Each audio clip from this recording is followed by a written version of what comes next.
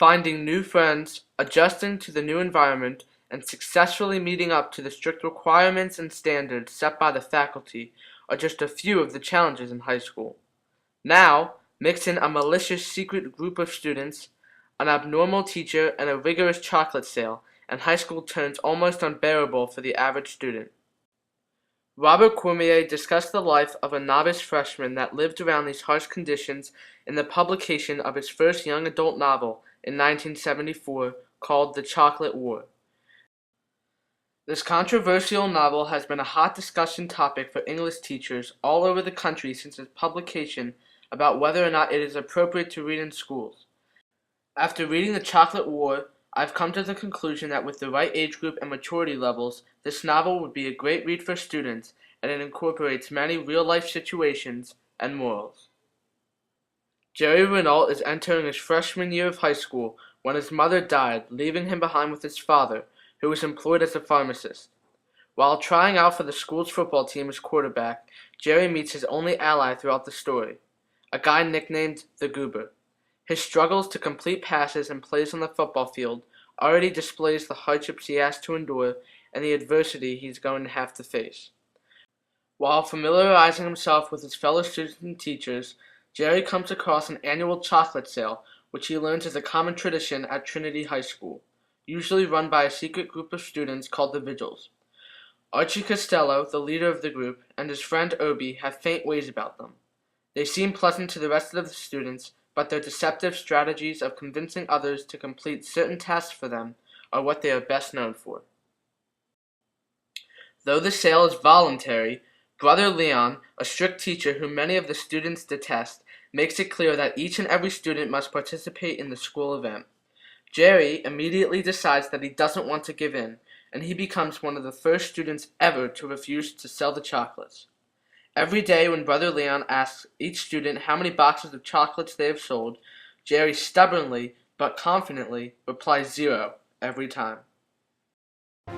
Jerry is considered a hero at first for refusing to participate in the sale. How brave, everyone thinks, but Jerry's fate eventually turns for the worst as other students and Brother Leon become distressed and angered by his lack of school spirit. Throughout the rest of the story, Jerry continually asks himself one question.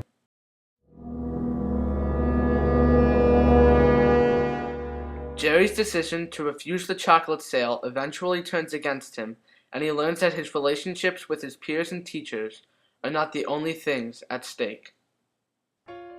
The author Robert Cormier was born on January 17, 1925 in Leominster, Massachusetts. Cormier, who loved to write whenever he could as a child, began his writing career as a reporter for local newspapers.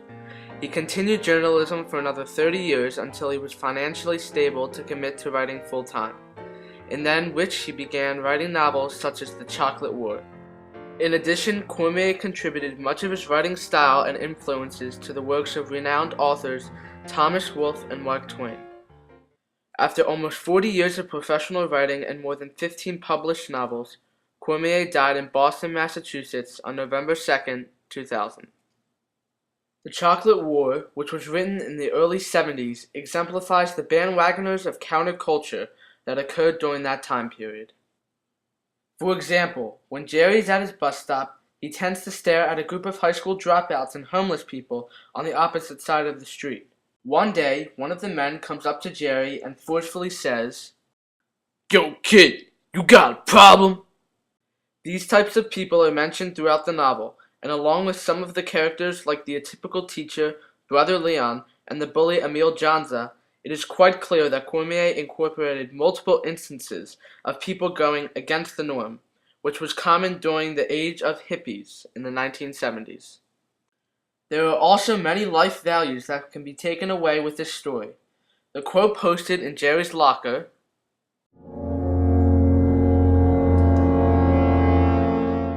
raises many questions about how life should be lived. The story, which Cormier uses as a metaphor for the world, also brings about the topic of how everyone is greedy and cruel. This is evident in the end when the assembly is taking place and the students buy raffle tickets to watch two students fight each other. This reflects the violence and cruelty associated in the real world on a daily basis. Aside from the morality aspects of the story, the Chocolate War has had an impact on many young teenagers' lives. The novel won a Lewis Carroll Award and was named Best of the Best 1966 to 1978 by the School Library Journal. It also inspired a film to be made about the story in 1988. Chinua Achebe's Things Fall Apart and Robert Cormier's The Chocolate War can be related in multiple aspects. One of the biggest similarities I found between the two novels was the hero's journey. In Things Fall Apart, the main character, Okonkwo, experienced the hero's journey when he was exiled from his hometown of Umuofia to Mbanta, and then returned to his homeland 7 years later. Okonkwo was exiled from his town because he accidentally killed a 16-year-old boy at a town meeting. In The Chocolate War, the main character, Jerry, too, experienced the hero's journey when he entered Trinity High School for the first time and refused to sell the chocolates. The morality levels of some of the characters of each book are also similar.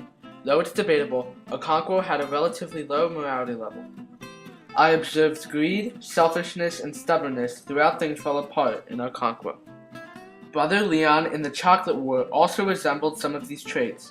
Brother Leon did not care about anyone else's feelings, and when Jerry was being brutally beaten at the end of the story, he refused to stop it because he enjoyed seeing Jerry get beat up, and because he was so angry that Jerry wouldn't contribute to the chocolate sale, he stubbornly ignored his feelings. Another similar literary element between the two books was the tragic hero. Okonkwo could be considered a tragic hero because he stood up to the Christian missionaries, and he didn't want them to change Umuofia's values and traditions. He was so devoted to his clan that he took his own life for them. Jerry is also a tragic hero because no one at his school ever had the courage to stand up to the intimidating Brother Leon or the Vigils. But he was brave enough to, and he allowed himself to be put through humiliation and mockery just to show that he would not back down, no matter what. The Chocolate War was definitely worthwhile reading, and I would recommend it for all teenagers. This sophisticated novel demonstrates the hardship experienced throughout life, and the story can easily be related to by anyone. It teaches simple, life messages and is entertaining as well. Though I believe some parts in the middle of the story were a bit repetitive, like when Cormier continued to mention how Jerry would tell Brother Leon he refused to sell the chocolates, I enjoyed reading it, and I'm glad I chose to. Through all of its controversy and criticism, The Chocolate War still stands today as one of the most powerful books in young adult literature,